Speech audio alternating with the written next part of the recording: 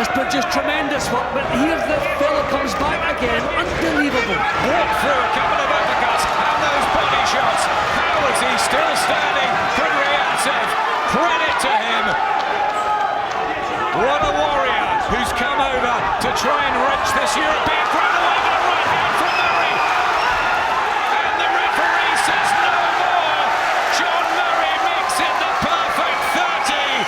And retains his European lightweight title. Did it the hard way, did it the exciting way, did it the fan-friendly way.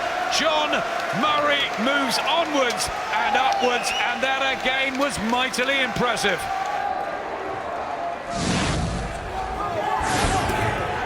There's loads of time left in the round. Dean Harrison's never got into this. Paul McCloskey's class, just too much for a brave Harrison, and that is it. And that's a very good stoppage from Marcus McDonald. Paul McCloskey falls to the canvas. He is still the British champion, and he was impressive again. Yeah, it was a beautiful chip shot with the right hand. Just lifted the chin up, and the left hand delivered. Finally shakes it off Harrison as he did so toughly, but the good punches. He's just measuring McCloskey, looking for the openings.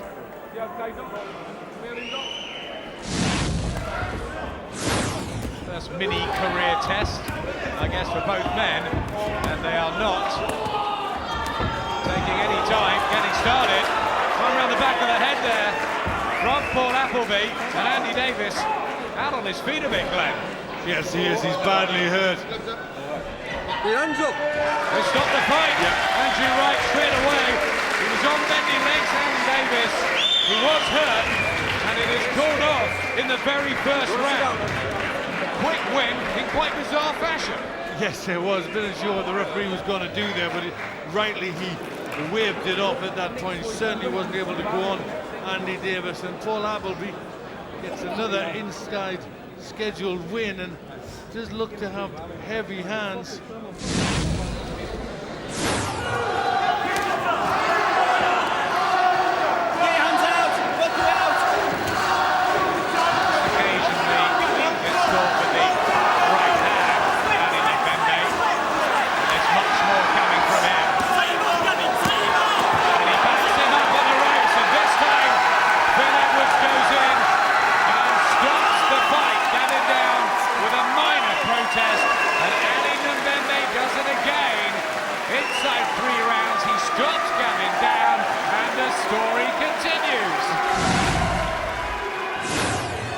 Referee lets it go on, and I think he's clearly out of his depth here. Yeah, he could have rightly stopped it there. He's given that the benefit of the doubt, but you would think it would just be a matter of time for Murray. Now the right hand, fourth time on the floor, and we're only in round 2. 6, 7, 8. He can't handle him, and this time the referee rightly stops him. Thought protest, but that's another good win for John Murray.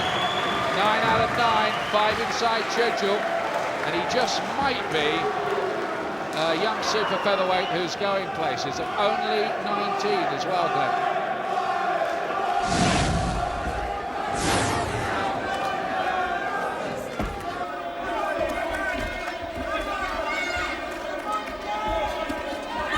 Got a good right hand. That's that big punch we were talking about. Yeah, solid shot, and Anderson really going for it here. And it stopped.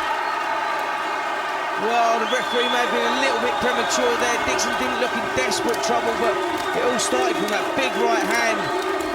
But you've got a feel for Dixon there. I feel that maybe the referee could have let that one continue. Well, he wasn't scoring. He wasn't having his man in trouble on the ropes. But having said that, Victor Loughran stepped in, and there wasn't any great protest coming from Dixon or his corner.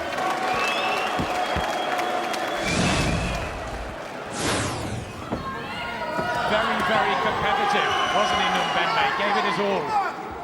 Yeah, but that's why I've never argued with it, the draw. I think he fully deserved to take something from the fight, although I had him losing narrowly. But I couldn't argue that. This is good. Yeah, he's hot now. Right hand, and suddenly Howard Foster steps in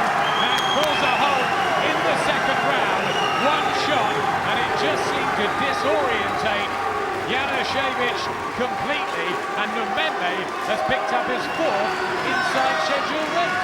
Yeah, and you don't really expect Mbembe to be finishing fights with single punches, but he certainly did it here tonight.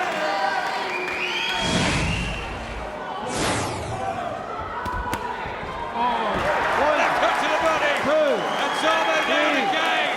4, This time in the 3rd 5, round, looks at his corner, 6, and he must 7, be getting 8. very dejected.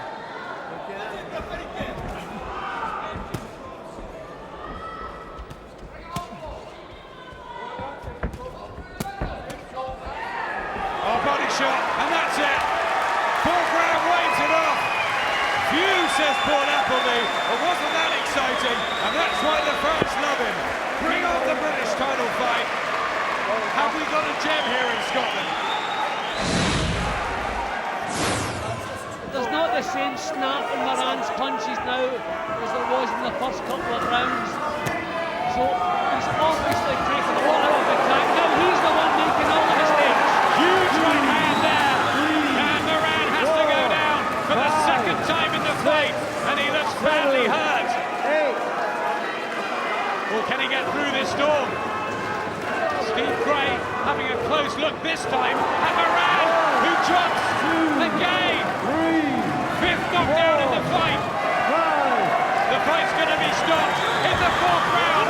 It's an unbelievable win for Rotherham Steel Dawson. Down twice in the opening session, back from the brink. I don't know if he's got another gear, but he might want to just get on the defensive here, back up, and try and buy himself some time. Does Dodson? No, I think it's all over. There is nothing left.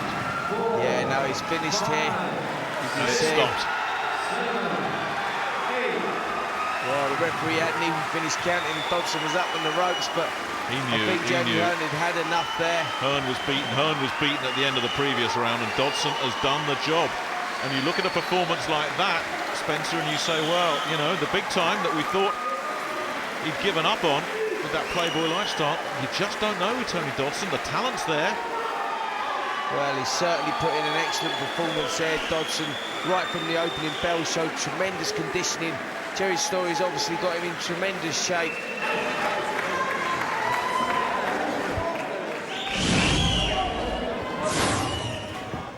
Gotthard Intriga needing to keep this fight, or try and keep this fight at distance, at long distance.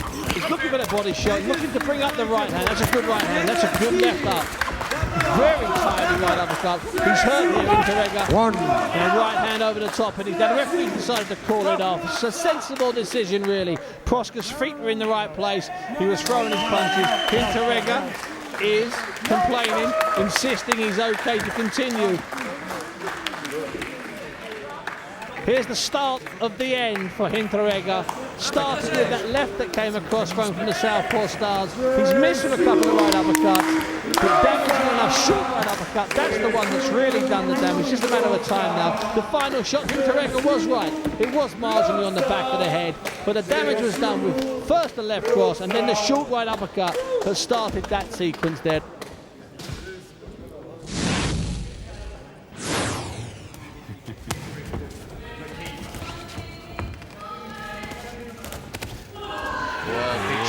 The left hand caught him.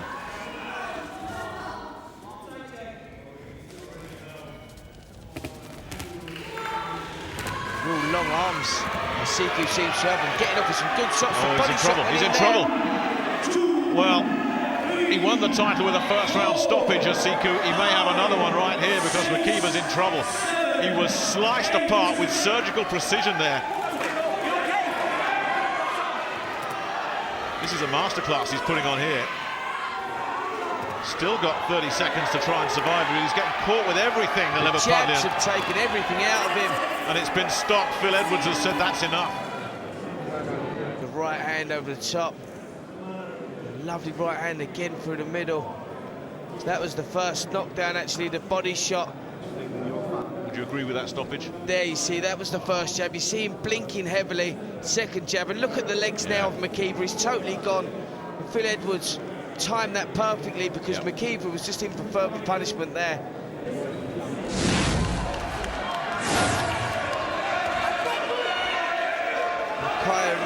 looking tired now. Just pushing those arms out, but the legs are looking a little unsteady. Good work though from Junke Kaya. All credit to the Frenchman. He really is putting up a high work rate here.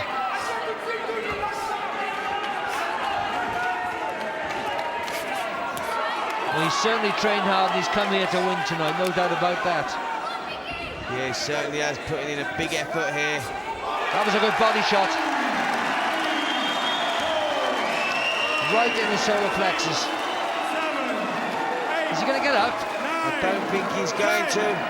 Well, he could clearly see the hands of the referee counting to 10. There was no excuse there whether the Italian referee was saying a language that the Frenchman understood. He was really tired and hurt by a clever, I think it was a left hook, left uppercut to the solar plexus of his opponent. Hunter wins and defends his title successfully.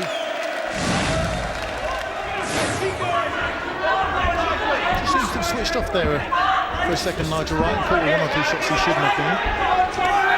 Yeah, but he probably feels again that he should be able to stand his ground with this fellow and outfight him as well as outbox him.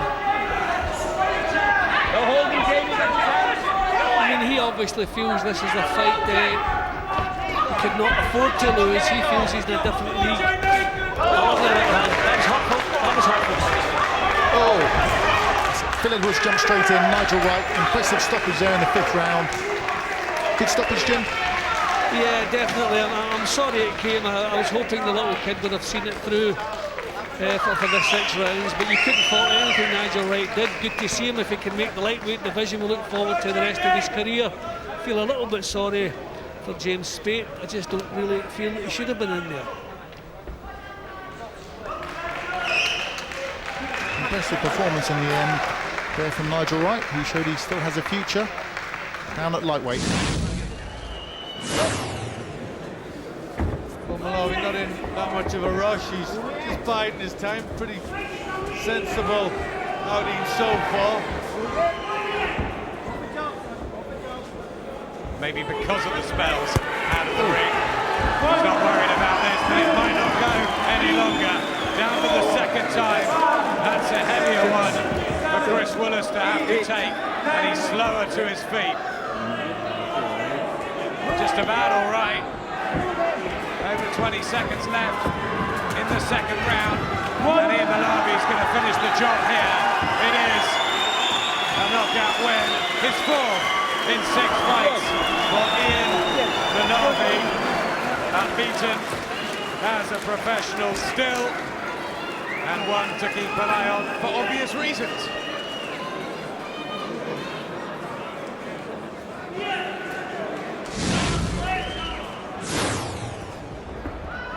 "24-year-old Shane McPhilbin. He's got a reputation for liking the social life a little too much at times, but the word is the people down the pub haven't seen him too much lately, and he's got him again there.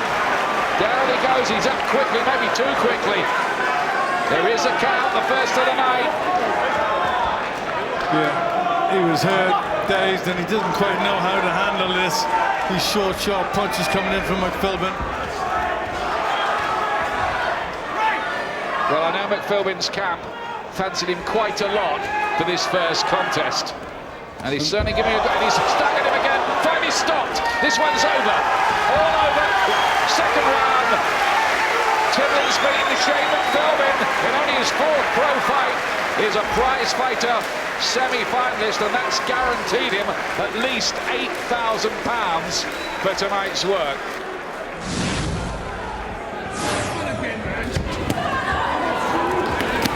Bammy has found the answer. A minute left in the 7th. Down goes Elwell. Body shots on him last time. And may do again here.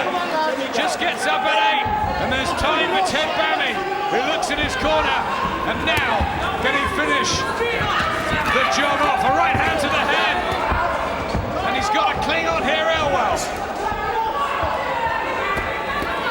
Oh, he's desperately tired.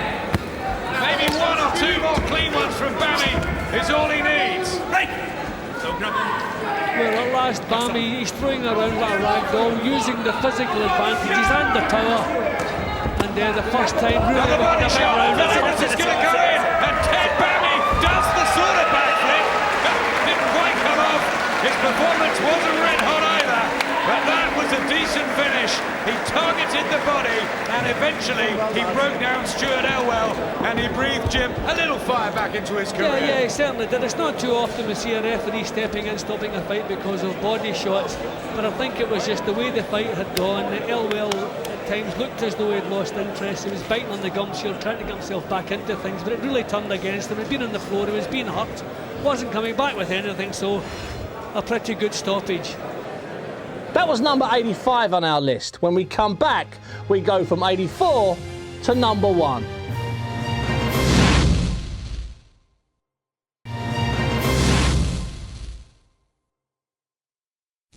Welcome back to 101 Greatest Knockout Series 3.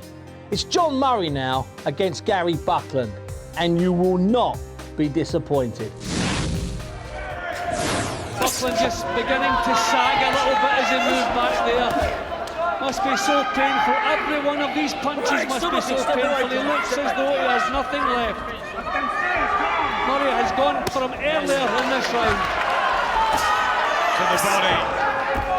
Buckland throws back, the difference in power really evident.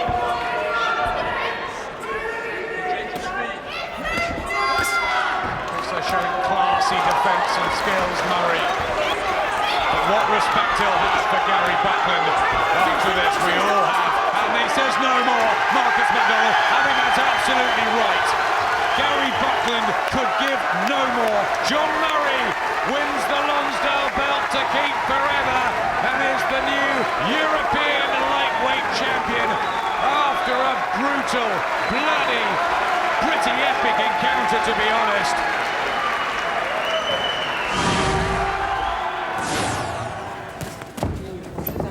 Who's got more physical strength in there? You see Verdun pushing Owen back there. Well, I think both types are, that's what they both rely on. They both rely on their physical strength. Oh, he's turning left, and he's got down David Owen in the third round, and he's badly bewildered. Paul Graham missing the count. His legs look very shaky, and he just about made it through, but there's so much time in the round, and the power of Pedro Verdun explodes. Right hand, he's going to get taken out here, David Owen. Paul Graham goes in, it's a disaster for the Swansea prospects, and this Venezuelan comes in, Pedro Verdun, and he produces the big upset. David Owen is stunned, dismantled, and stopped in the third round. Good work from Brawley, backing up Nakiba. And look at this combination, really flowing. Referee's gone in. I think he stopped it, yes he has. Well, that's bizarre. Paul Graham stops the fight. Jamie Nakiba seemed absolutely fine. Ryan Brawley gets his first inside schedule win on home soil, makes it 9 out of 9.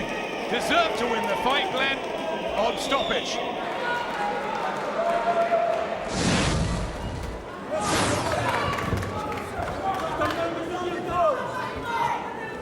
Really loading up with every shot here, Macklin. That's about the only negative thing we can say about him, isn't it? And Cole has just run out of steam.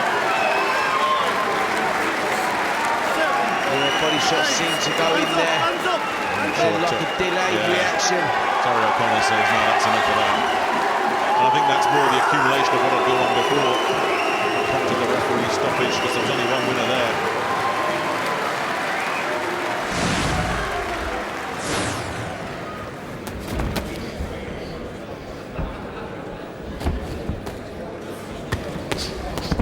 And there was a big shot suddenly from Sobral.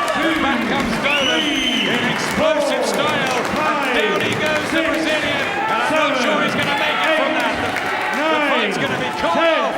And that's his fourth knockout win, David Dolan. He was caught, back he came with a counter, and that is job done.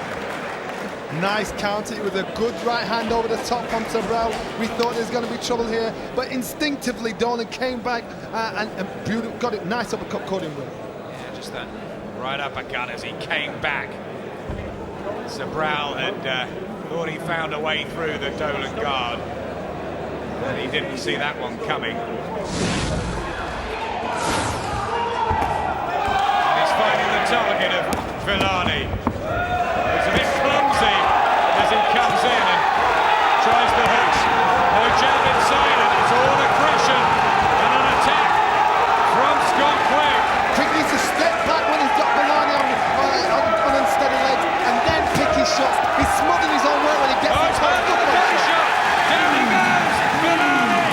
That's one knockdown apiece, but that's a heavier fall. That's a heartbreak. 7. He just about gets to his feet. That's brave from Villani. But there's 30 seconds left in the round, and he's a good finisher, Quick. Can he get his fourth knockout here? It's all over. What a mini belter. As Scott Quick takes out Angelo Villani, and he has to get up from the floor to do it. A big hug from Brian Hughes, and that was exciting. Very exciting. The shots, he created a heartbreak. He was hurting Villani with the shots. You could see it in his face. He should have been like a poker player and kept his face straight, but he gave Quick confidence so he could keep firing the shots off. It's a bad spell for Donnelly. There's no real snap in his own punches, but he's still standing there, trying to get himself into things. Tough round for him. Can he come back from this? Gavin Reed totally the boss now. And down he goes. Second time in the fight, John Donnelly. And the bell comes in again. He drops down. He's very tired. Andrew Wright, he's going to pull it off. And Gavin Reed wins right at the end of the fourth round. And what a 12 minutes of action. Yeah, I feel sorry for little Donnelly. I think he just had nothing more to offer and decided the best part of all was just get himself out of there.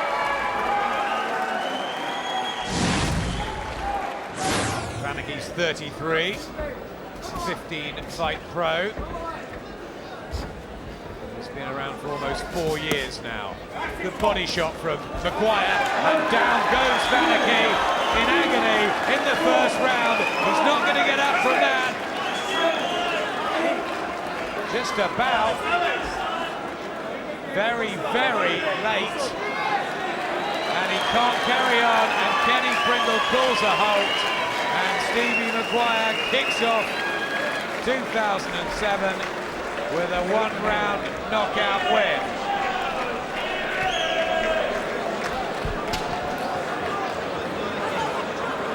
Body shot. Yeah, it was a good quality left hook to the body.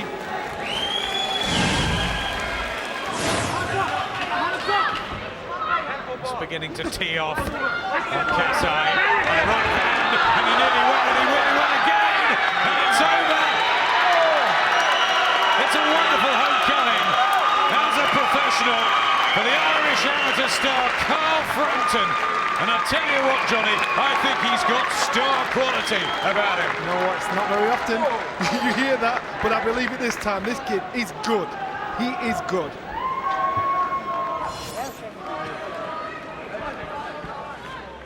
That was Belfast Carl Frampton, a.k.a. Carlos the Jackal, a.k.a. Brickfist. Honestly, those are his nicknames. Now, that was at number 76. At number 75, I've got another treat for you. John Simpson and Paul Truscott.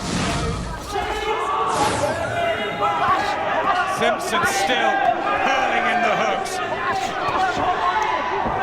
Truscott takes the body shot. Is he now wilting, Jim? Well, we always felt that the strength and maturity of Simpson was the biggest thing Truscott had to deal with, and that's how it's proving. The body shot just about finished from there. Holding on there. And Victor Loughlin taking a closer look. There's nothing left for Paul Truscott. I think he's going to get taken out here. Simpson knows it. It's all over. A memorable fight. A wonderful war. But John Simpson makes it repeat. He does the double over Paul Truscott. And this time he gets the stoppage in the manner he would have wanted. All credit to Paul Truscott for the valiance and courage he displayed in that Commonwealth title cracker, but it is Simpson that goes back to Scotland with the belt. Boss on the outside, Dawes. Yeah, change tactics in this round, and it's working for him.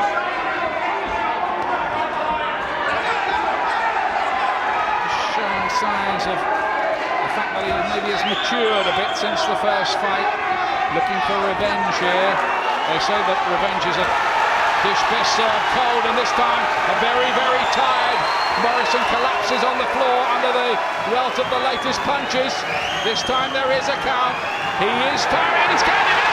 He doesn't get out. Lenny Dawes is the British light welterweight champion all over again after another terrific battle. And Barry Morrison could not answer the referee's count and stayed down. He looked at his corner and he shook his head. Barry Morrison, he said he'd had enough. It was getting too hard for him. You could see the signs of fatigue for the last few rounds. He was running on empty, I felt. What a win that is for Lenny Dawes.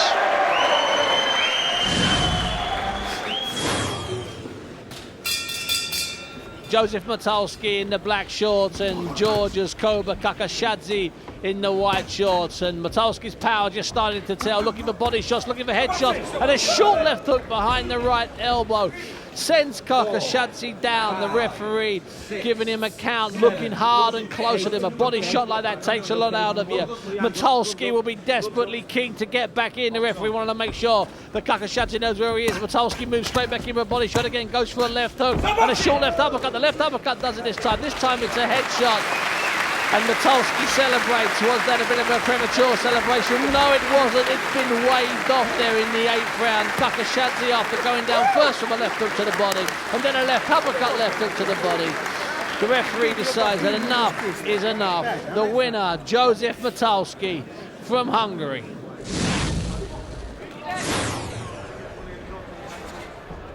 He's showed to be gritty enough so far, King. I mean, he's outgunned as far as the power goes, and that jab's going to be a problem. I mean, he likes to dominate with the jab. So I'd say his biggest problem is the fact that Williams is winning the fight, the battle of the jabs. A couple of good meaty-looking body shots going in from Williams as well. Oh, that's a terrific shot. Oh, it's up. It's over. He stopped it with one big right hand. Look at the body language. The legs have completely gone. The hands come down, he didn't know where he was. Okay, he's in great shape. He recovered again, maybe 7 or 8 seconds after the referee stopped the fight, but the referee has to act.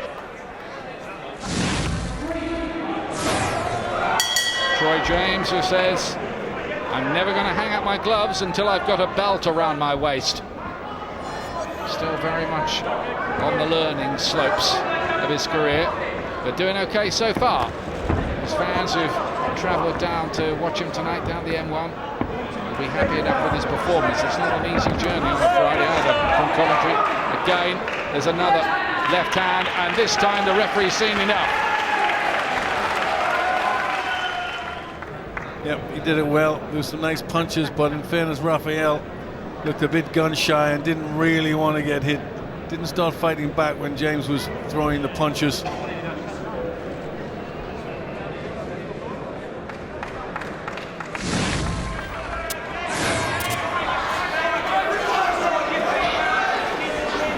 Struggling to get back to grips with this. And the right hand puts Grentz over. Breathing heavily, unsteady legs. Frank Maloney advising John Lewis Dickinson to let the punches flow here, because he senses that Grentz might be ready to be taken here. Dickinson looking good, very comfortable. Growing in confidence. Catches him with another left hook this time. Greg seems to have lost all his strength in there, doesn't he? Really struggling. Another right hand, and he looked unsteady again as that one landed. He's on rubber legs, and he couldn't hardly get back to the corner, and they're going to throw the towel in here. It's over. Well, very, very good win for him against a much more experienced opponent, and he's looking Very good, Dickinson. Comfortable. He's enjoyed that. He could not find his way back to the corner without his legs going into a silly dance. And you know what Prox has done, Jim? He's taken away Coyle's jab, which for a tall fighter is a problem. Yeah, but he's all over the place too. He's in, he's out, he's bobbing, a lot of wasted movement, I'm saying, but still difficult to pin down. And some frustration keeping in Coyle's one. Just caught left hand, yeah. Lovely counter, and Coyle goes down in the third round, and he's hurt, and there's blood to his nose, and he's in a real mess. Jamie Coyle, he might not get through this. The count's at 8. Phil Edwards says no more. It's another knockout win for Grzegorz Proxa from Poland, who makes it 18 straight victories, and maybe he is ready for a title challenge of some sort, Jim. Yep, well, he looked much more positive when he came out for what turned out to be the last round. I mean, he was putting meat into the punches, stepping in with the shots. He's always going to have that elusive style all over the place, but a lot more power in the shots and more punches in the punches.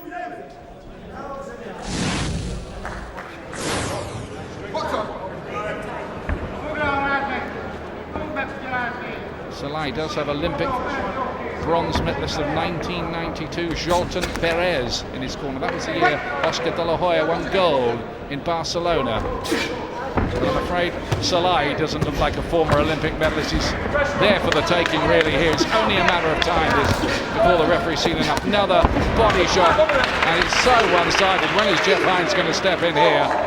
Because this is just really nothing more than a systematic beating. That's right, had to stop it. Second round, all over. Great win for Chris Keane. Not sure what he was beating, but he couldn't have done it any better than that. No, obviously a lot of nerves that he needs to get over, and the perfect opponent. It was a good win for Keane. No danger, Salai, and he'd be glad to get that one in the bag. This round, Ramsey has come up with a lot more belief in himself as well. He, after Donnelly come out with nice, cool jabs to start off, Ramsey has come back with his own attack. Not short on air miles. Remziev. He's been to Kenya, Switzerland, Bulgaria, all sorts over the place, but down he goes. And there's blood from the nose. Little body shot. And this might be the end of it. It is all over. He had the nosebleed, and then it was a short, sharp punch. And Donnelly does find a way to get his second knockout win. And that will do his confidence the world of good.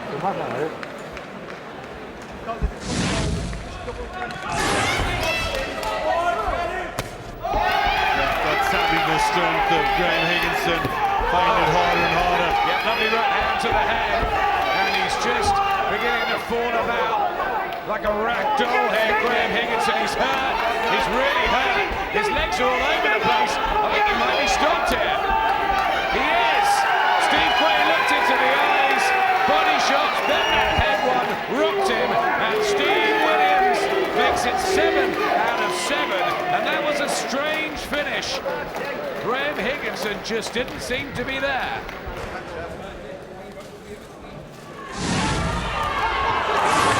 Moran just looking a little bit pedestrian at the moment. Good uppercut from Casey. Back comes Moran. How are they taking these shots? And down he goes finally. Mark Moran inside the first minute of the last round of the first quarter-final, and he is absolutely exhausted. Willie Casey on the verge, left and a right, punches getting home. Moran in big trouble, it's over! Willie Casey, the unknown from Limerick, sets prize fighter the super bantamweights alight and books his place in the semi-final. And one of the pre-fight favourites, Mark Moran, is stopped in the final round of his first fight. Willie Casey there. Now, he won prize fighter and then he went on to bigger and better things. And between the two of us, he made a few more quid. prize fighter can do that to you. That's the end of this part, but we will see you in a few seconds.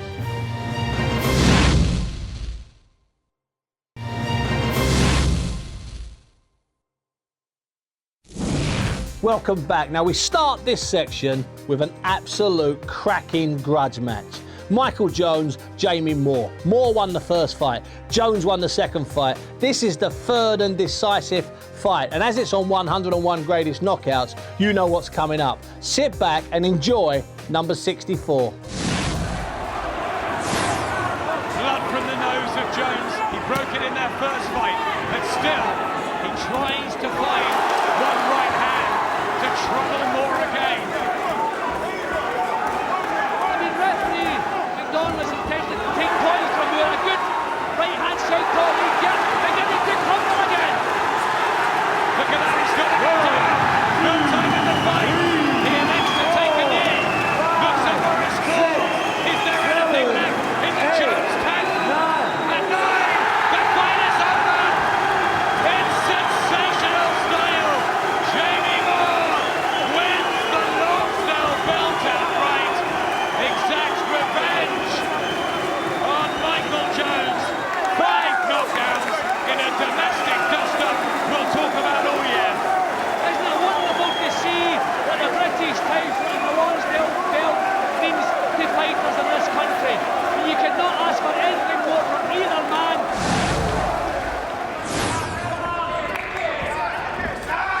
Gregor Prosper Super G there in the white shorts, waiting for it to drop. There is a body shot hook, and down he goes. That was coming for 30 seconds. The body shots have been hurting him, and then the short hooks upstairs, the variety is what's done it. He's put up a good resistance until now, but really, that's it. And the referee decides enough is enough. Here we are, Horst. The body shot started the decline. That's just a glancing blow. That's a good shot, the right hook. There's another short left hook goes in. With a body shot to finish just round the back, and down he sinks. Teeing off early here on Rossani. Referee already taking a close look. Rossani covering up, obviously hurt. Jab catches him, body punch, looks for the uppercut here. He's all for the shot. Huge right hand here. And I wonder if we're going to have a first round finish here. Dunston's just teeing off on him. Rossani's going to have to get out away from the ropes with the experience he has. He should know this. He should be grabbing hold. Big punches. That's enough, says Richie Davis. Rossani hardly managed to land a punch.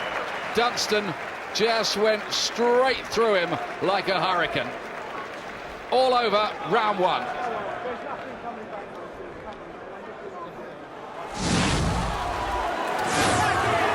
There's a chance here for Muttley. There's a real chance. Desperate trouble here. Oh, Anderson's got Muttley! And now it's Muttley hanging on for dear life. What a transformation again, and Muttley's all over the place. He's in real trouble. Big hook went in, and Anderson still looks quite fresh here. Muttley's in desperate trouble. The hands are totally gone here. He should be going down, taking a count, showing inexperience here, Muttley. He should just touch down, the legs are gone. Phil Edwards looking on really closely. Can Anderson finish it? I think he will. Edwards has stopped it.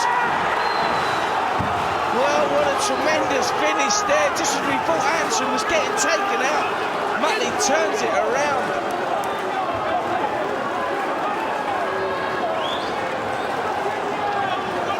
We asked questions of Kevin Anderson. Could he mix at a higher level? Could he take a shot? What's his heart like? Those questions got answered tonight. Just literally, it looked like he was on the point of going over Anderson. He's turned the thing upside down.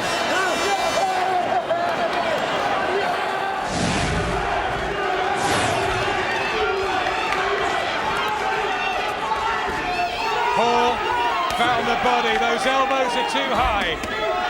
And it's always the left hand to the body that gets behind the elbow. It troubled Seeger in the opening round, and it's knocked all the wind out of him in this round. And dazed hurt on the verge of being stopped here. Another body shot. He's crippled in pain. Stuart Hall, second knockout in 3 fights in front of the North East crowd. And he was stopped for the second time in a row. And the answer was those body shots, so damaging, Jim, they can be.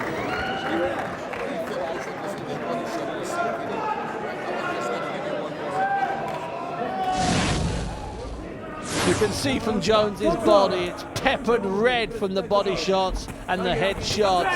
He has been firing in at will. The towel, in fact, comes in for Taz Jones' corner. Bob Williams, the referee, decides to ignore it. Box on Taz Jones, looks a bit confused.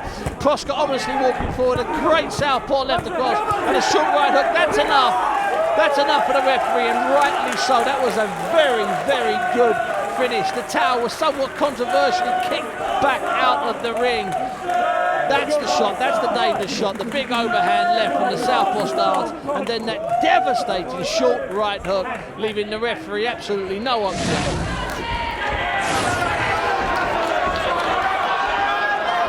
Still looks cool, very good boxing brain. It's been impressive really from the workout. There's another right hand, and that is a knockdown. Delayed effect. Harkov felt he needed to take some respite. Suddenly he's looking a puncher as well tonight, John Lewis Dickinson. Yeah, suddenly with the confidence, the timing, now he's finding the power. And another one, down he goes again. They've thrown the towel in. They've thrown the towel in. Richie Davis is continuing with the count mark though. It is all over, I think, whatever happens here. He's counted out. It is a knockout. 2 knockouts on the night for John Lewis Dickinson from Newcastle. 3 days before his 24th birthday, he becomes the most inexperienced prize fighter champion we've had so far.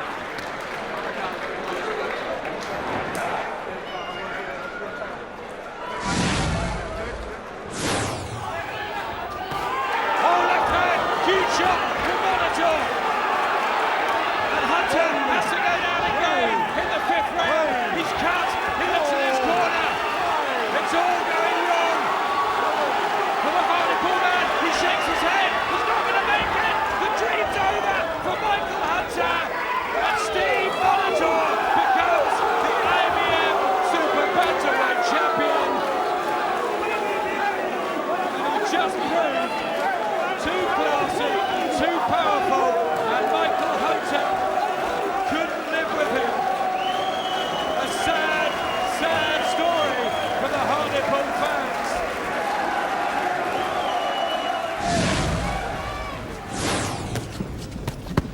Right to the body, left to the other side. Good Goiko come back. Really is a spirited effort. Oh, but that left hook to the body was a sickener. Not sure he'll make it through this. 5, 6. He's on one knee, but he's in absolute agony. Bent over, knocked out. Round 4.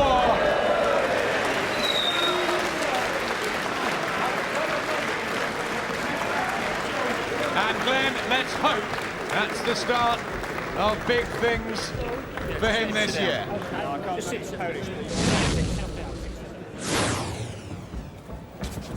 Joseph Matulski from Hungary. That's him there with the bald head.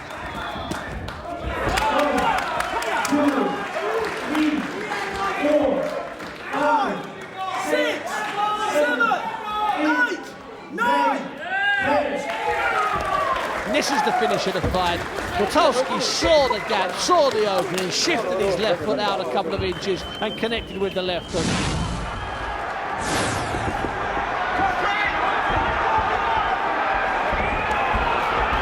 Not sure this is going even the full 3 rounds. Body shot from Edwards, back comes Smythe. Digging in these punches. And here comes Edwards, and now Smythe rocked against the ropes, almost went through them.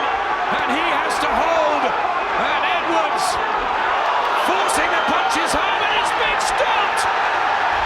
Howard Foster says no more. Joe Smythe is halted, and Millie Edwards with a come from behind stoppage victory. He is through to the semi-finals. Joe Smythe is devastated.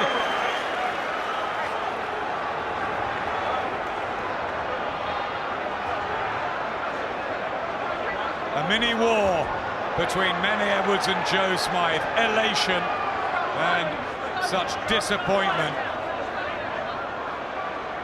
What it means to these prize fighters.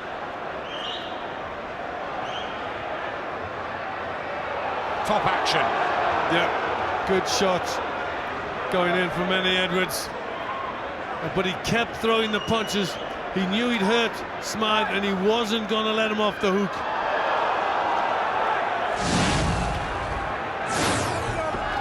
Right hand from Cousins, catching Dickinson, who must be tiring because of the pace, and a left hand, and he's caught himself. Cousins, and he has to drop down on one knee. Something had to give. A minute 15 left in the second. He looks in his corner. He gets up right at the end of the count, and he's on unsteady legs. He's got nothing left, and Travis Dickinson is the prize fighter champion. The favourite wins it. The good thing is the best man come out on top, but albeit it was the most exciting prize fighter I've ever seen.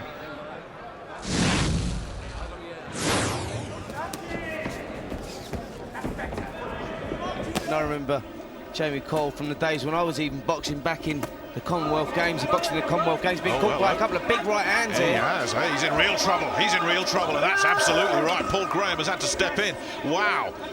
Carl David, the Pole, who has come over to the UK. He's based himself in Wales to improve his prospects. And he started out with 2 straight defeats. He's got tons of potential, and you just saw that potential unloaded right there. That couldn't have been 30 seconds on the clock, Spencer, and he's just bombed out Jamie Coyle, and you can't argue with that stoppage either. He was all over the place.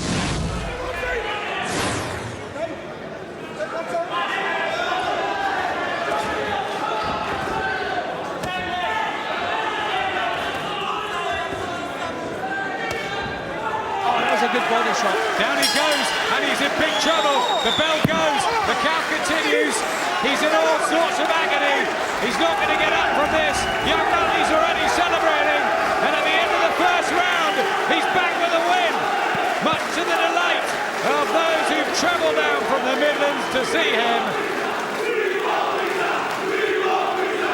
Very popular fighter now, young Nutley, and well, he had to make do with an undercard appearance tonight as they just tend to Alexander Abramenko and just make sure that he's okay. He'll be heavily winded, I'm sure.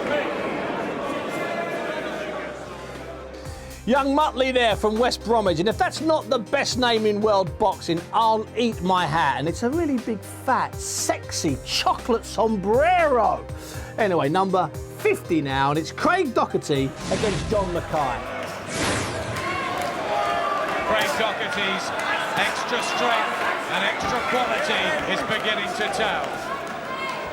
It's the way Mackay's legs are standing. Yeah, get him out of here. It's over.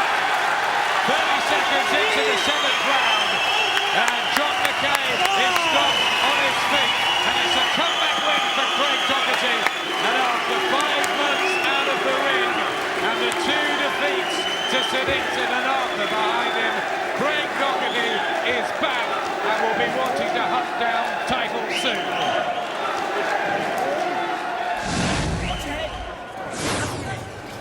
He's trying the left hand there, Francis. Has he got to reschedule a little bit here? I think he's going to start having to look to hurt this fellow. I mean, a knockdown against you in a 3-round fight, and the fact that Keaton's performed well for the rest of the round. I mean, there's a good argument this round's going 10-8 against Francis unless he comes up with something better. These are little pop. Gets him again with a big right hand. The heavier shots in the cruiserweight division against a man who was basically a super middle and is the hot favourite going out. He is! He's knocked out! What a win that is for John Buster Keaton.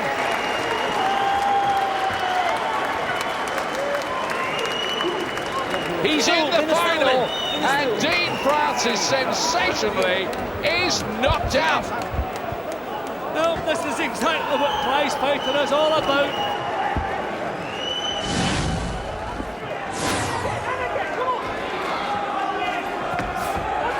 It's better work now. Malawi working well, that's better, getting up with his shots. There was distance between them, and he used that long right to devastating effect. That's what I said, he just needs to take that half a step back. As soon as he got up on his toes, just took that step back, found enough room there to land the right hand. And a lovely shot over the top. And Callum never going to beat the count there. That's all it took. There is so much raw power in this young man from Scotland, this giant of a man. If somebody can get hold of him and channel that power, and if he can get those medical problems behind him and really push on, there's no telling how far this fella can go.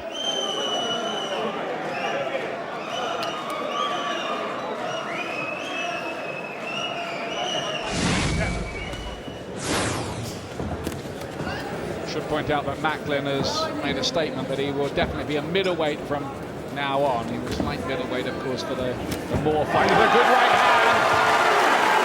Perfectly picked, Odelot on the floor in round one. That's what Macklin was looking for. Is he going to get up? No, he's not going to get up. He's counted out. The right hand did it. Matthew Macklin is back with a first round knockout. And that's just what he wanted. There's his brother Seamus in the white baseball cap. Ricky Hatton. Billy Graham there will have enjoyed that. This was a big night for him, really, to come back. He wondered really what a dent it had made in him, but he had the answer there against Udelov. There'll be more testing opposition, I'm sure, than that, but you couldn't complain really about the way that Matthew Macklin got the job done. Matthew Macklin there at Birmingham, he did go on to win the European title, but the one I really liked was a couple of fights earlier. Dean Francis against John Buster Keaton of Sheffield. That's what this show's all about. We're back after the break with number 46.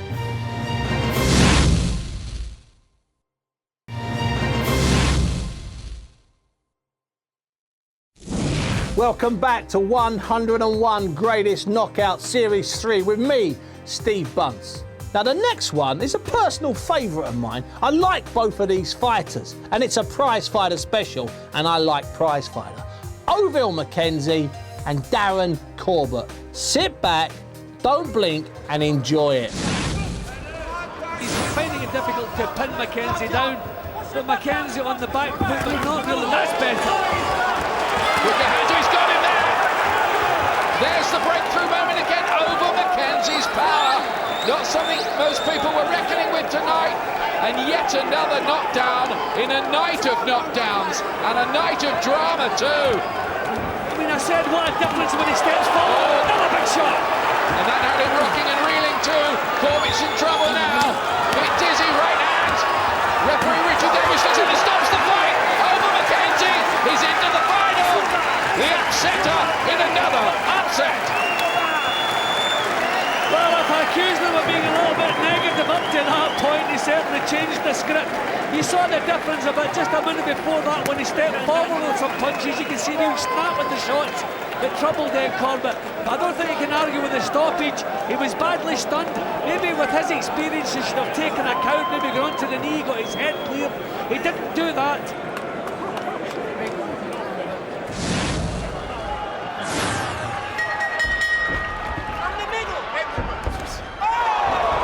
Shots from Dodson, down goes Edwards second time. I'm not sure he'll recover from this. Very early in the round. The count's at 5. Trying to get spring into the legs. He's worked so hard, but it's over. Tony Dodson finds the punch.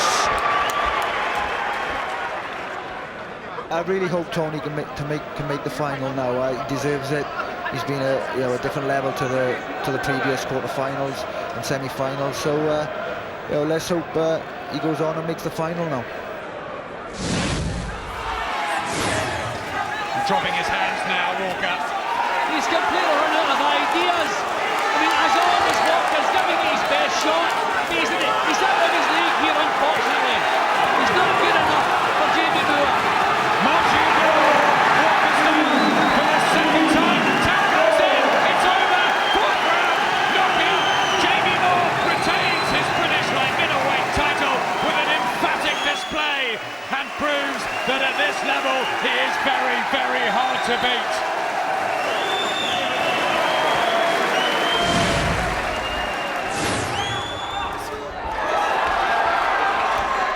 he's a real fighter, Derry Matthews, but he's got this strong youngster, Gary Buckland, in front of him, who's come down from lightweight, as Jim was saying earlier. Matthews still with the skills, but down he goes again, and he's crippled in pain. Derry Matthews' body shot could be all over. His brave challenge is going to come to an end. Gary Buckland, last out of the hat for prize fighter, first past the post, and is crowned the super featherweight king of the prize fighters. What a night for the Welshman, Gary Buckland. Derry Matthews still trying to recover. The wind taken out of him. He so wanted to get up. But you've got to take your hat off to this man. The Welsh boy has come good in what, Glenn, has to be said is the best prize fighter we've had yet. Yeah, you wouldn't have thought it when he's fighting Stevie Bell. You wouldn't have thought he had the talent to go right through and win this, but he's shown real determination, real punch power, real drive, and he's pulled off a wonderful win.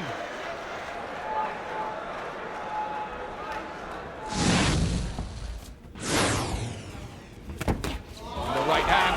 1, 2, 3. He's just got a bit too much here for Pierce, who looks troubled. I wonder if he might be stopped pretty early here because he's finding this, well, too deep, really.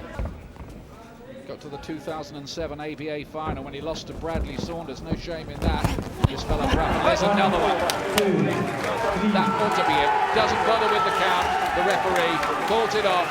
And that was as impressive as it could be, really, for Nathan Bruff, who moves to 6-0. Measured him right for that one, and then the right hand, you see the excellent.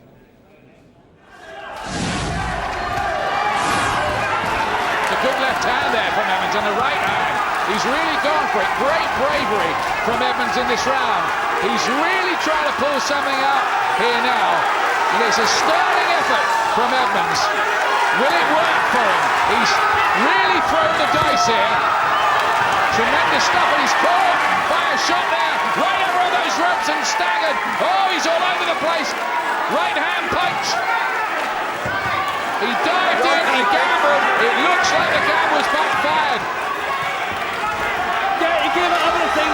Neglected his defence. That's a pullback, as he call it. I thought it was a push. I agree with Edmonds. I thought that was a push. I thought it was too. But Dave Parrish is counting that as a knockdown. But you know, Ian, it may do him some good, the added seconds. So maybe he's done him a favour, but maybe not enough of a favour. And the fight is over. Gary Davis is the new British bantamweight champion in the 7th round. Edmonds beats the canvas in frustration. He feels that one of those knockdowns was wrongly counted against him for a push. But then he got up and got hit again, went down again, and Davis's power has done the trick. The man from St Helens has the bantamweight crown of Great Britain.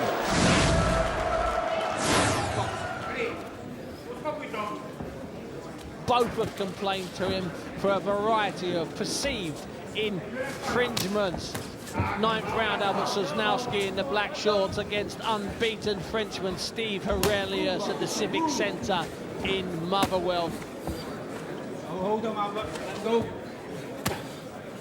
He's got the bulk, and you need the bulk. Pushing Aurelius backwards, catching the right hand, hurt with a right hook, and Victor locked him in. He looked like he was hurt and he stumbled. That was a good finish. You can see it again here. He pushes him back onto that row, starts moving on. The body shot, there's a right that misses, there's a right that catches. That's the one that sends him forward. And then there's that right hand. That's a good shot. You can't take too many of them.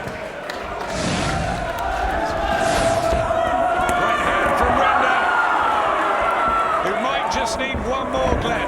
That's Thornton's problem. Yeah, I think if Randa can give himself a little bit of space, he needs to get the shots off. He's certainly got the power, but Thornton not allowing him to have that space. Good body shot from Thornton. Back Randa comes. Oh no, it's all over. And that's what he does. He turned it round there. Chella Randa, when he was in a spot of bother, and that natural power gets it through to the semi-finals of Prize Fighter. And he's value for money, isn't he? Well, we know what he's got. He's got that punch, got a little bit of style as well. Give himself the room. As Thornton barged at him and got the punches on, and that's all it takes with Cello right now. He just needs to get a couple of good ones on, and Thornton disorganized and hurt, and the referee did the right thing.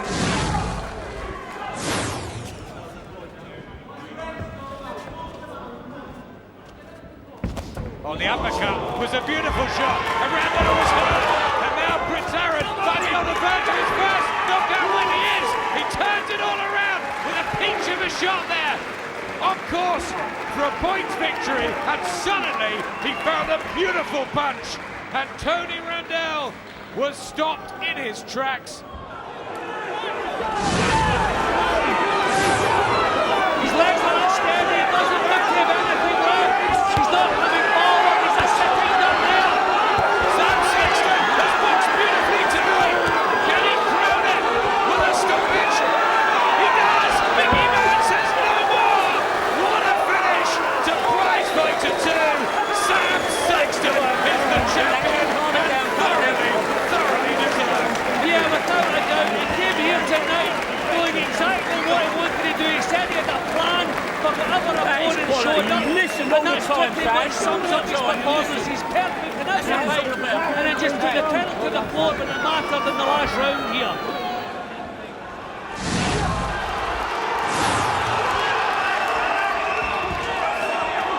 He's looking for the quick finish here, but Hooper doing a good job of being evasive.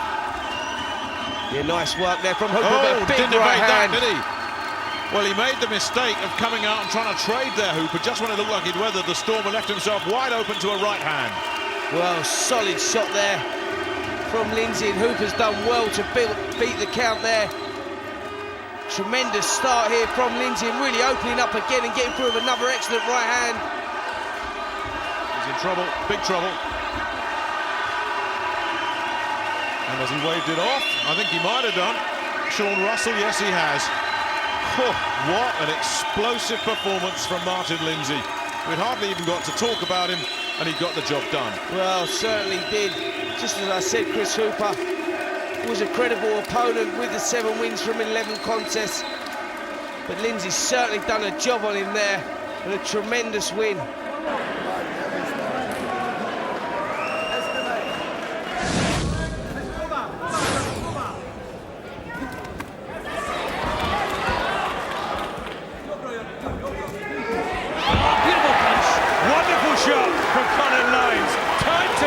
Down goes Petrovic in the 6th round, and he is sealing this performance with something a bit special here at the end. And Petrovic is going to be taken out here.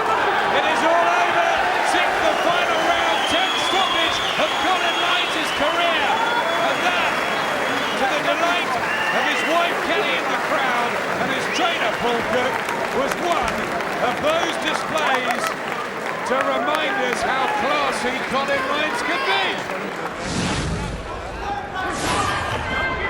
Horton is coming off a devastating 5th round defeat to James DeGale, who's watching from the front row tonight. Big shot from Mendy, could take him out right here. Ian John Lewis has a good look at Sam Horton. He's got to stop the fight, Adam. There's no standing count. He's got to stop the fight. He's got to stop it. There's no choice. He didn't line it up, but it is. That's it.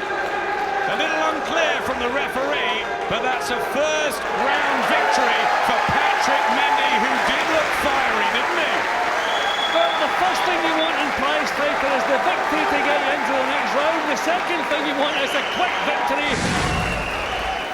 I think Bammy's acting as though showing up was all he had to do, but he's shaking Fells. That was a beautiful right hand. There's the power. That's the answer from Ted Bammy. And now Ferrens is hurt and dazed. Oh, thunderous action. And it's going to be stopped inside a minute 45 of the opener. And Ted Bammy, who was in trouble himself, found the punches to turn it around. He'd already scored 12 knockouts through his distinguished career. There's the back flick to celebrate, And what a time to come up with power punching. Yeah, well, a perfect result is the first round stoppage in this kind of competition. That one right hand just turned everything in his favour. I mean, it could have appeared as though the referee stepped in a little bit quickly, but Ferns was badly shaken, and it wasn't one punch. These were all good, solid punches he was taking. He was looking very unsteady here. I think it was a good call from the referee to step in. Ferns and his camp will be very disappointed, but that right hand really shook him badly, took everything away from him. He was very unsteady. Every one of these punches, finally, Bammy got his head together, if you like, and started working the way we know he's capable of. I think that was a good shout from the referee. He's only 22, his career's flying at the moment, but a couple of times we've seen young fighters just step beyond the stage that they're at the moment and then fall flat. I don't see him doing that, but I wouldn't be in any rush. I love the shot! Beautiful from Prince Aaron, and maybe he's going to get the knockout in the 6th round, like he did last time out of Mihaly Kotai in all sorts of bother, and there's a long, long time left in the round, and Michael Alexander says no more. It's a wonderful finish to a great night's work from Prince Aaron, who holds Mihaly Kotai in the final round, and no one's done that to Kotai.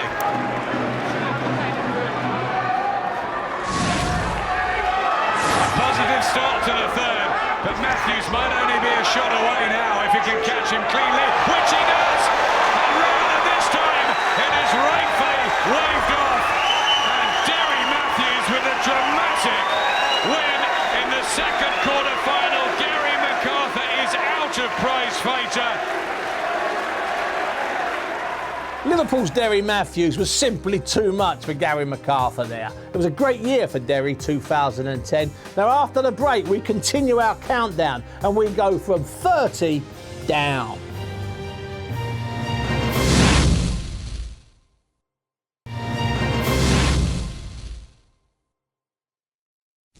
Welcome back to 101 Greatest Knockout Series 3. Now we're going to look at a kid called Chris Evangelou. He's amazingly popular and he's blessed. He's got a priest in his corner. Here he is against Marius Jarsousis. Evangelou starting a big favourite here to rack up another win. Let's see if he can do that. He's in the black trunks, remember, the favourite.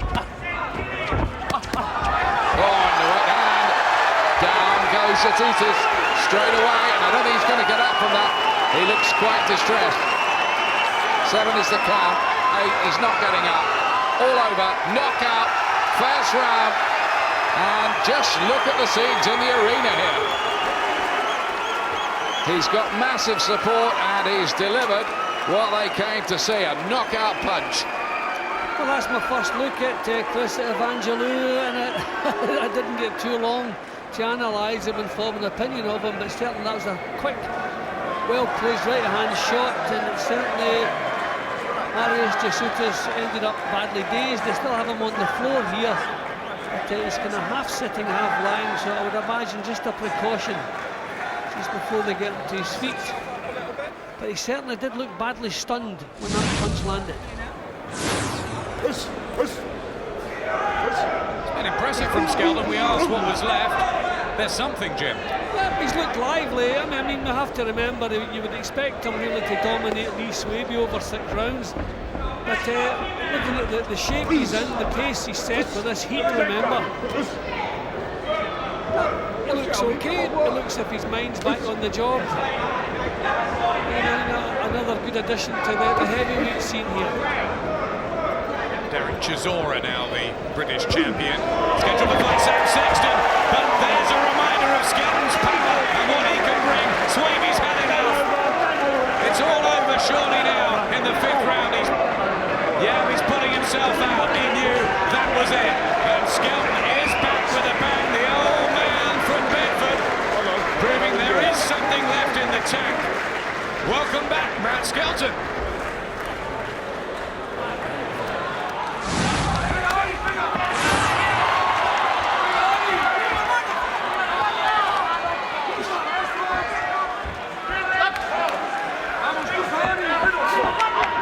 not in the class of Paul McCloskey. Lovely uppercut. The style looks so easy, so lackadaisy, but so effective. Good takedown. It's waved off, and Paul McCloskey becomes the European World Welterweight Champion and the first European champion from Derry since Charlie Nash 30 years ago, and the place erupts. 20 out of 20. Paul McCloskey could now become a real star. Wow.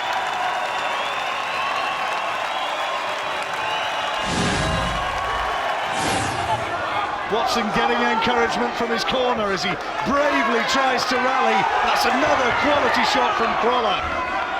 2 or 3 slightly flapping looking hooks from Watson, and then that ramrod straight left from Crawler. And they're stopping him in his tracks. These are the things that Watson couldn't do in reverse in the earlier rounds with his jab. Now he's the one being stopped in his tracks for the straight, sharp punches of Crawler. It's about fitness now as well. Oh, good shot from Crawler, good left hand, and Watson wants to hold on and buy a second or two, and he looks a little bit unsteady. And again, Crawler is the one who wants to engage again. He's the one stepping up. Right hand was a big one as well, and Watson, is he starting to fall apart here in this 9th round? Bravely, he comes back with a good shot of his own, but Crawler will not be denied, and Watson is having to fight on instinct now, and that is the shot that Crawler's been looking for. That's been coming, and Richie Davis has ended the fight right there. It's all over, and the British champion is Anthony Crawler. Tremendous performance from start to finish.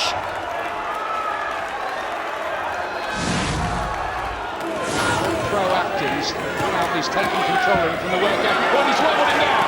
Right, and then a left hand. Butley's in trouble here, staggering all around the ring. And he nearly caught the referee with a left hook there as he tried to counter. But he needed a ropes and he has to take a count. Mandatory 8 count from Richie Davis. Wobbled, lined, might be on the verge here, but big stoppage with another right, another left, and another big shot, and it's over. And Colin Lines, yes, he is on the right lines, because he's knocked out young Butley here. Don't bother counting, that was all over. Really impressive. This is the summer of Colin Lines in domestic fighting, and young Butley was taken out of there in sensational fashion.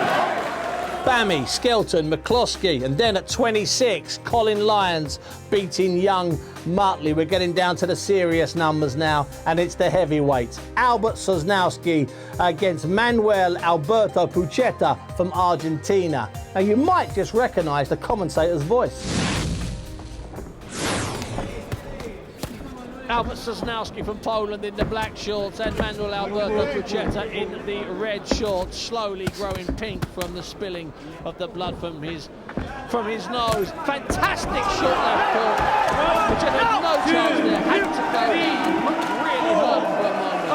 Terry got to give him a count. He's raised his hand to signal he's okay. It is the WBF title on the line. It's the second round. Sosnowski's already dropped Pucheta with a left hook.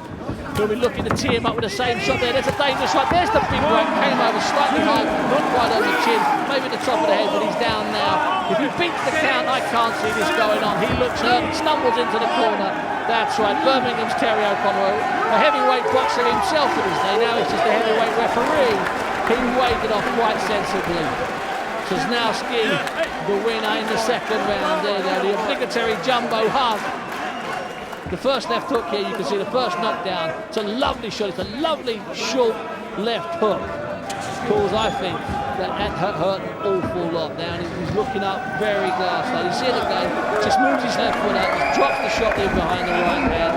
Down he goes. There's no defense against the short left hook like that. Final shot coming up now, slightly high, but still a powerful shot. Albert Sosnowski knows how to finish a fighter when he's hurt.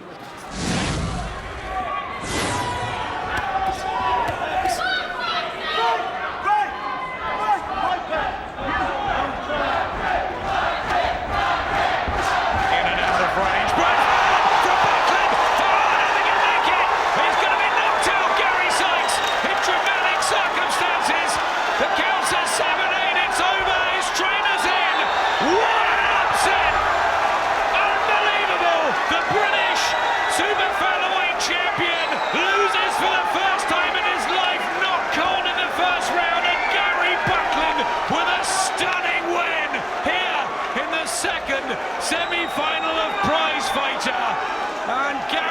highlights, cannot believe it. Gary Buckland, extraordinary. That is what can happen in this competition.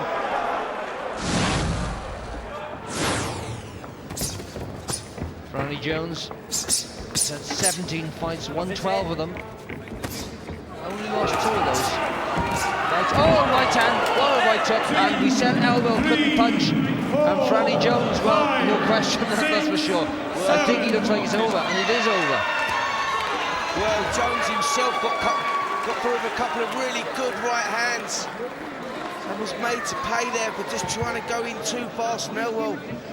Really landing a decent shot. Jones picking up a cut on the side of the head there as well. That really was a power punch, and I don't know how that cut on the head occurred. But all the talk we had about 28-year-old Stuart Elwell being a non-puncher and would need to improve his power, he's certainly done that.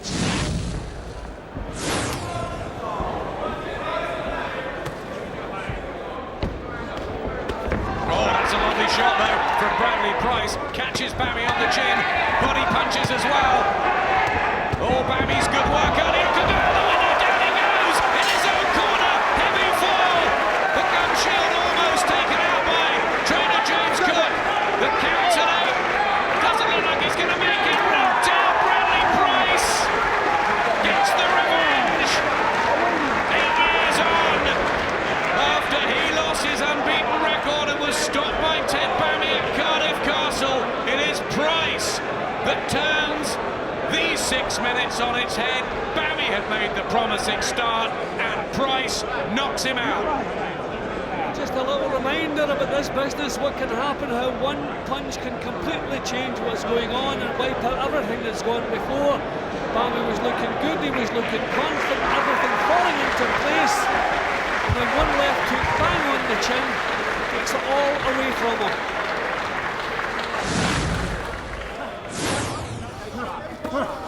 One working out. Nice uppercut from Jordan up close there. He's just a little bit clumsy again.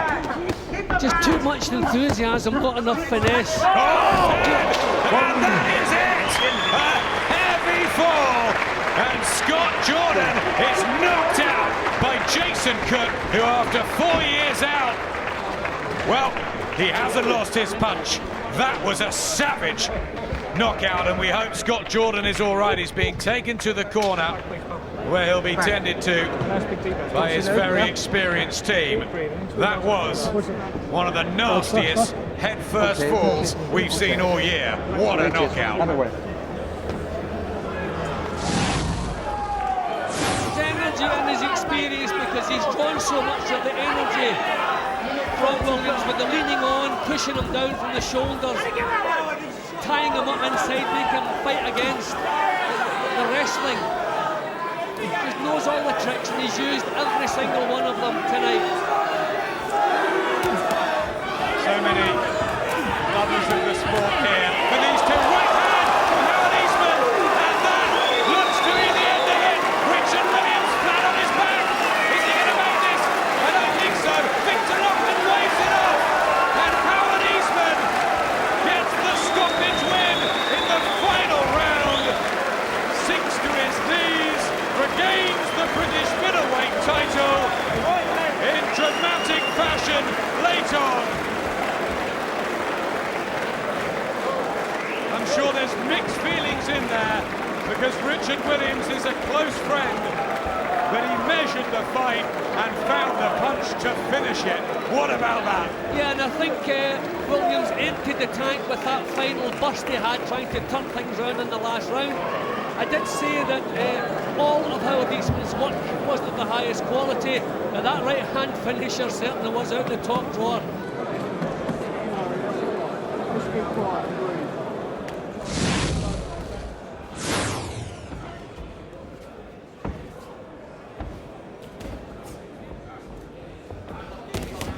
Oh, beautiful punch. There you go. This is absolutely wonderful shot. Inside the first 40 seconds, Abramovsky in big trouble. He's been stopped in 5 of his last 7, and he's badly hurt. And Jones badly needs a big knockout victory to fire himself back up. Right hand, down, out surely, fight's over. Mark Corrie waves it off inside a minute, and Michael Jones gets his 24th victory, 10 by stoppage. The punches were perfect. I was just mentioning how these days he's stepping in with the shots and that just bang on the sweet spot. Beautiful punch. Ramovsky managed to recover from that one, but not the next one. But you can see how precise Jones is punching, as he's much more confident now in his punching.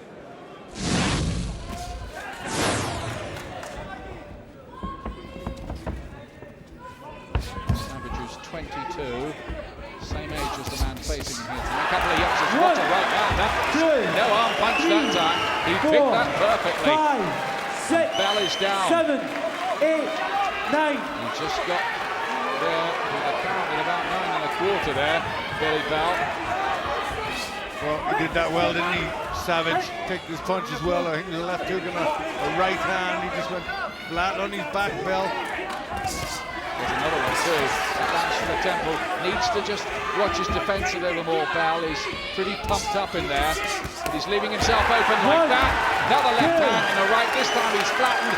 No count. All over. First round. And the Davey Savage fan club here celebrates. Hope that Billy Bell is okay there. But he did pay the price, really, for, well, the red mist came down, I think, a bit, and he did not concentrate on defence, and Savage made him pay. Yeah, he was a little bit too eager, wasn't he, Bell? Rushing in a bit. His work was ragged. Left himself open, not really thinking about defence, was he? And Savage kept a cool head and picked the counters very well.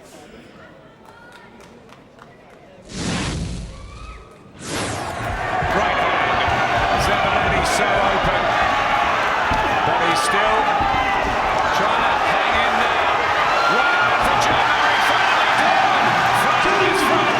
Zabalini, the towel goes in. Closed, too much.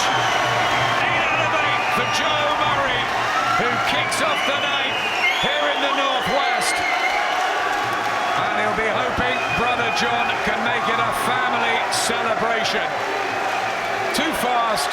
Too strong, too much for Richard Zebaleni, who never got to grips with the quality of young Joe Murray.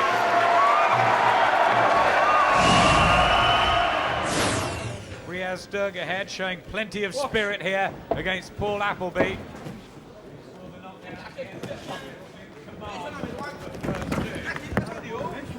Back behind his jab. Wonderful right hand. And Durgahead fell heavily there. Looks in his corner. And it's so early in the third. He complains about his eye. He doesn't want any more. Mark Curry waves it off. Paul Appleby gets the win inside the distance. 9 out of 9. And not many people do that to Riaz Durgahead. I think Williams is just trying to grind out another. Almost had it over again there. Oh, good shot! There's the right hand of Richard Williams.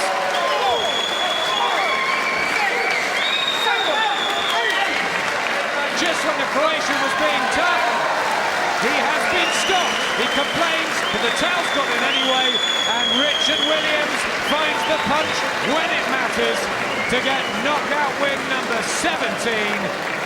And show there is plenty left at the age of 35. Yeah, he certainly does. I think Williams deserves the highest praise for that performance, because he was well ahead in points thanks to the original 2 knockdowns, and at a time when it really got tough and some fighters would have started coasting, starting to make things easy. Williams didn't do that. He hung on in there and started looking for the meaningful punches, and he found them.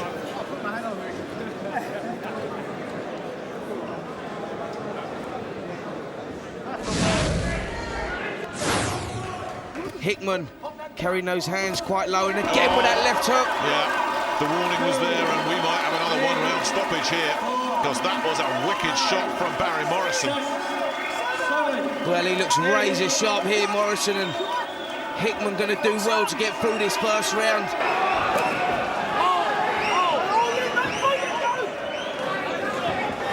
Yeah, Hickman, I tell you, done well to come back after that knockdown, that fight looks ended there. And again with that left hook, delayed reaction there. It may be. I think that first one took so much out of him.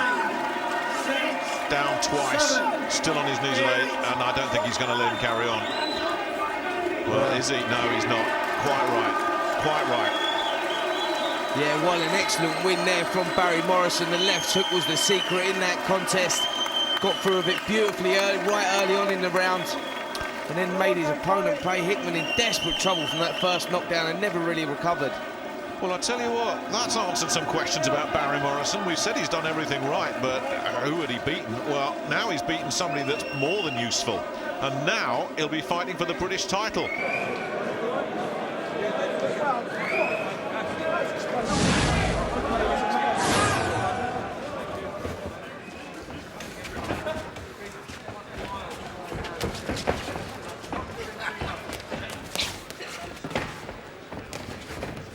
This is a ploy by Silva. This is a wily old dogger. He... Oh, right hand!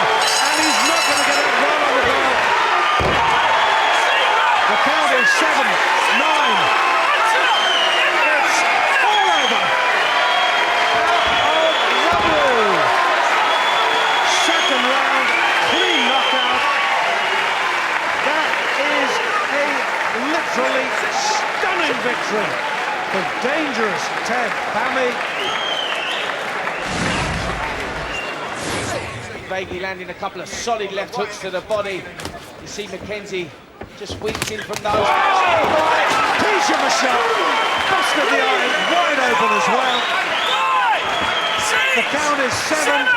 He's all over the place. Is Ian John Lewis? No, he's not. He's finished it. It's all over in round 2. A stoppage for Oval McKenzie. And what a big, big punch that took to send Georgi Hidvegi down for the first time in his life and the first time he has ever been defeated as a pro.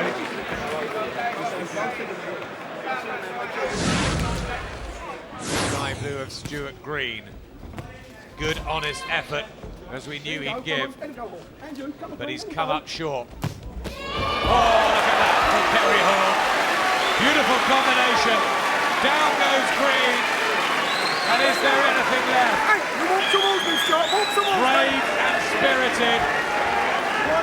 But the fight has been called off by Richie Davis. And Kerry Hall banks the canvas. That's the win that he's needed to reignite the career.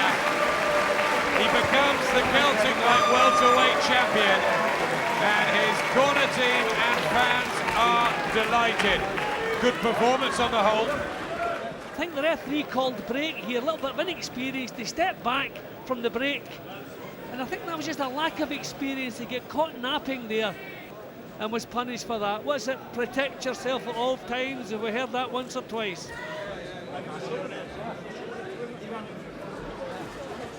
Stuart Green taking care of Kerry Hall there, and now the serious stuff starts. The best of the bunch, the best of bunts. 10 fights left, yes, count them, 10 fights left, and all will be revealed after the break.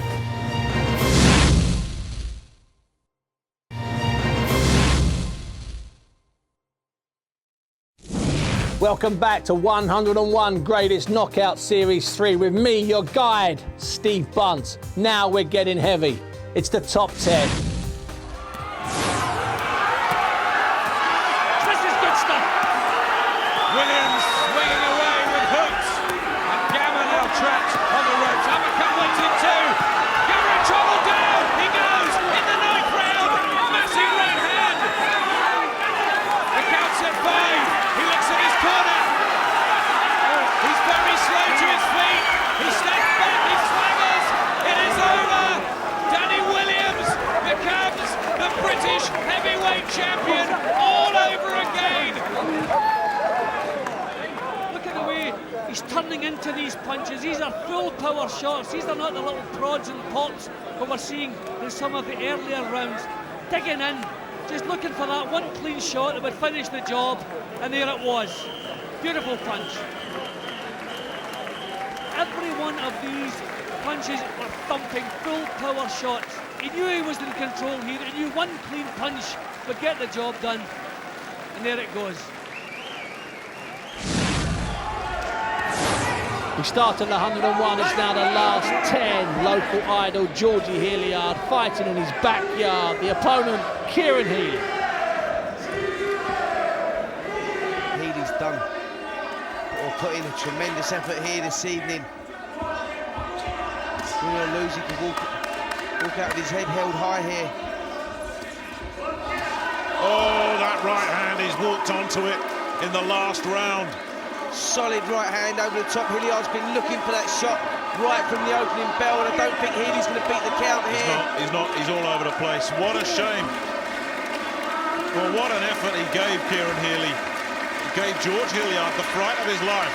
And if Hilliard hadn't uncaught that right hand, then who knows? It all could have been so different. He's come in attacking Healy, and that's been his downfall here. That cut looks absolutely horrible. But if he hadn't come in and been aggressive, maybe Hilliard wouldn't have had that chance. So Healy really has paid a very, very heavy price for that. Yeah, putting in tremendous performance there, Healy. And as you rightly said, Nick, I think that he was going and pressing forward in that sixth and final round and really should have been keeping his hands up and looking to box on the outside against Hilliard. Hilliard was the one that was in desperation and needed a big round to win. Vacant WBF title, Pinewood Studios here in Buckinghamshire. Joseph Matalski first to get up and Gotthard Interega. Matalski in the black shorts, the more powerful fighter. Interega doing very well at the moment to stay out of danger. But he's got to watch shots like that. He's got to watch shots like that left hook. That's straight to over the ropes. There's no need for a count. He probably needs a bit of assistance. Get him on his store, perhaps. Perhaps just the doctor to have a look at him. A fantastic finish there from Hungary's Joseph Matalski. A left hook. He's had the power throughout the fight. He put it to use. He got that bit closer. Connected with a fantastic left hook. And Interega was out before he hit the canvas, before he rolled into the ropes. And now for a man you may not recognise looking this light, Alex Spitko against Willie Billan. Don't blink. There's one back from Billan with the right hand, but down he goes. He's hurt now. Willie Billan in the first round. Looks in his corner. Oh, he's very unsteady on the legs. Kenny Pringle says he's all right. Right hand. And surely it. There he is. Down he goes again. Fight's got to be called off. His eyes, his legs have gone, and Alex Spitko gets his second victory in a row in a dramatic first round dust-up. Get away from him! Doctor straight in, just to tend to Willie Billan. Precautionary at this stage, because they were heavy punches and rather strange knockdowns. It was a prize fight tonight. Scott Belshaw from Belfast, Audley Harrison of London and the world. It's a big one. Harrison has done virtually nothing this round. Just not prepared to take any chances whatsoever. Tallest prize fighter Scott Belshaw at 6'7" and a quarter. 17-9, but walked into that. Could be good night. Bad fall for Scott Belshaw, and he struggles to get to his knees. 5 seconds left. The bell's going to go any second. Just about gets up, and Dave Paris waves it off. Back he goes. Audley Harrison doing the damage, Jim. Yep. I mean, it's a result that'll look good on paper. He'll be perfectly happy, didn't exert himself too much, plenty as he moves on to the next round.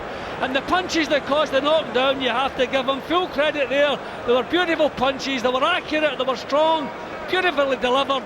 And that one completely took everything away from Belshaw. So although the bell had rang, I think Dave Paris probably did the right thing.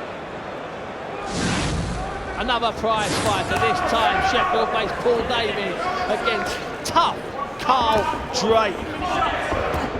Good uppercut, as you were saying earlier, the perfect punch for the shorter man coming in.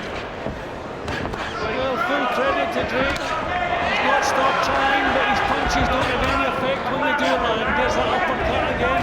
Oh, beautiful shot from David Fine-over. Bad fall for Carl Drake. Knocked out, straight on his side. And the medics will tend to him, and Paul David rightfully will just mute his celebrations. The class was really beginning to tell over the last few minutes, and that was a peach of a punch. Yeah, well, David always had the look as though he could completely take charge whenever he decided, and it was as though he decided there. I mean, that really was a sculpture of a punch, and it landed bang on the chin. Sometimes the uppercuts land full in the face or land maybe on the nose, but that one landed bang on the chin, and you knew as soon as it landed it was a finisher. Northern Irish idol Paul McCloskey, known as Doody, against Italian Giuseppe Lari. You can bet the crowd love this one. Will it go to the wire? Any late knockdown or drama? Both have been cut. Both have had their successes. But the problem now is Lowry knows he's right back in this fight. He's in a couple of good rounds. He's in a point seduction which he reckons could well be a 10-8 round. So he knows he's really right back in. Beautiful shot! Lowry won't get up from there. The fight's over. I'm not sure why the referee's counting. Paul McCloskey retains his European light welterweight title, and the King's Hall erupts. Well, Adam, that is why they say defend yourself at all times. I believe that Lowry was looking at the referee to hear what he was saying there. Yeah, he seemed to be, he was answering the referee as though he didn't have his mind back on the job again. Not concentrating on the job, not back down to business the way he should. McCloskey saw his chance, and what a beautiful punch that was to finish the job. From Limerick with love, Coleman Barrett against Wembley's Audley Harrison, the Olympic champion in 2000.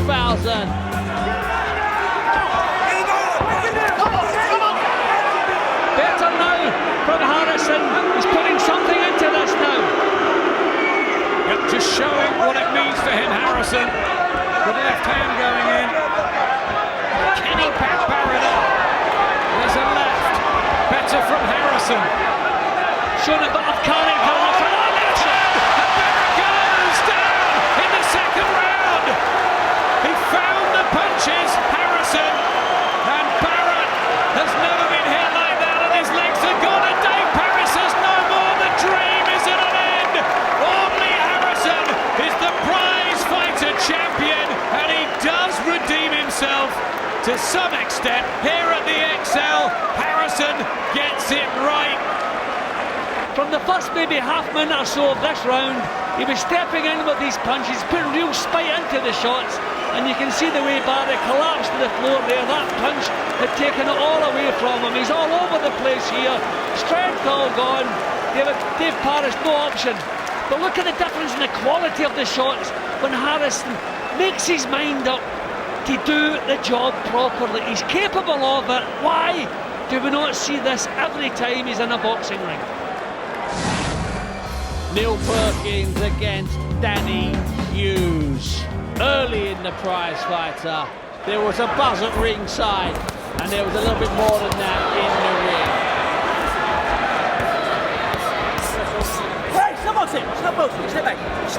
Well, Hughes has a fair weight advantage, and he's right down to business to try to use that. Yep, this is the right way to go about it.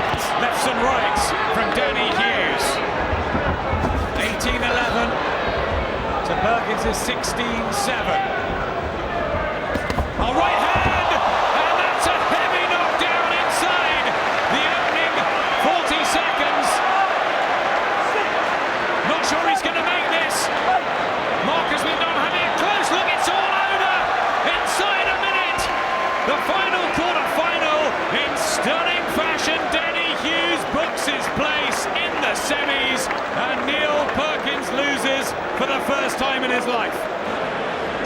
The punches were tremendous punches. He's only at the novice stage, but you can't really fault the way he went about the job. And the way he finished the job, stepped right in with the punches, bang on the chin, couldn't have landed in a sweeter spot. And you can see as he went over, Perkins looking, eyes in orbit, looking all over the place. Didn't know where he was, legs unsteady, referee, no option but to call that. But that was a beautiful punch. And this has to be number one, not just because of the backstory, the fact that Sprott had previously knocked out Audley, but because Audley only had one arm going into this, the 12th and last round. This is it. This is the number one, and nobody can complain. I think Sprott was expecting a big drive from Harrison in the last round, and he's taken the play away from him. Great tactics and landing tremendous punches. I wonder if he just knocked the fight right out of Harrison with that first. I think he's bit by bit, he's breaking his heart.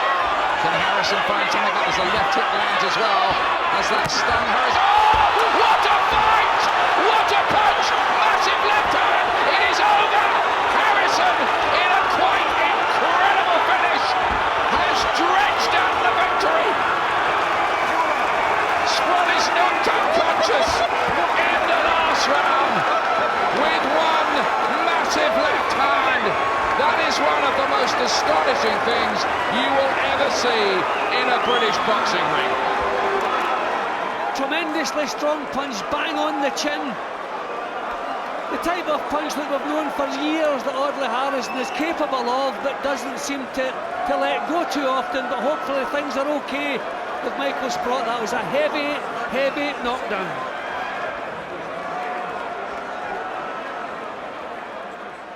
That's it, 101 Greatest Knockouts Series 3 is over. I did warn you that there would be good knockouts, bad knockouts, ugly knockouts, painful knockouts, but I'll tell you something, nobody can argue with our number one. Big Audley Harrison, Michael Sprott. That was a proper knockout.